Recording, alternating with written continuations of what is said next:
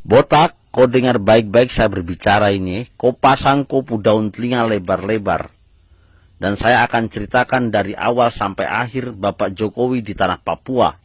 Jadi kau jangan buat hanya narasi-narasi kopu omong kosong.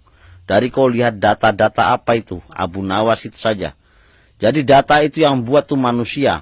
Manusia itu punya yang namanya lidah. Lidah tak bertulang. Sekarang ngomong A, besok ngomong B. Dan kau pahami baik-baik. Kau bilang tingkat pengangguran di era Jokowi banyak. Karena mereka itu orang pemalas, terlalu kerja. Coba mereka datang ke Papua. Pasti pekerjaan banyak. Yang ketiga, saya katakan lagi. Kau bilang di era Jokowi tidak ada yang namanya pembangunan jalan. Ini buktinya pembangunan jalan di era Jokowi. Bahkan kami merasakan yang namanya kemerdekaan itu hanya di era Jokowi. Dan kau catat baik-baik lagi. Apa yang dikatakan Bung Oni itu benar. Karena kalau kita tanam padi hari ini, tidak mungkin kita juga tuai hari ini. Sama halnya kau baku cuki dengan kau pumetua, itu tidak mungkin ya botak. Hari ini kau cuki kau pumetua, hari ini juga kau pumetua melahirkan kau anak. Jadi ada prosesnya. Dan saat ini kami merasakan hasilnya dari kinerja Jokowi. Dan kau pahami baik-baik saya berbicara ini. Saya lahir di era Soeharto. Saya dibesarkan di era Jokowi. Dan saya merasakan kemerdekaan sesungguhnya di tanah Papua hanya di Jokowi. Karena apa? Saya sebagai seorang sopir, ketika saya sopir dulu, Sorong Teminabuan itu jalan masih hancur. Kita harus bermalam sampai berminggu-minggu juga pernah kita lakukan di jalan.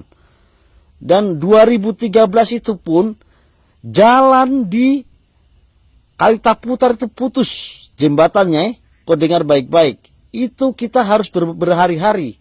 Nah, akhirnya jalan dipindah buat kapal laut yang berjalan. Yang namanya kapal Komodo yang bawa itu mereka penumpang ke Sorong Selatan. Dari Sorong Selatan kembali ke Sorong Kota. Jadi buatku hanya cuma tahu fakta, data, itu tidak ada namanya dalam sejarah. Yang ada di situ hanya banyak kebohongan. Jadi kalau kau mau tahu data yang pasif, kau datang sendiri, kau turun tangan, baru itu nyata.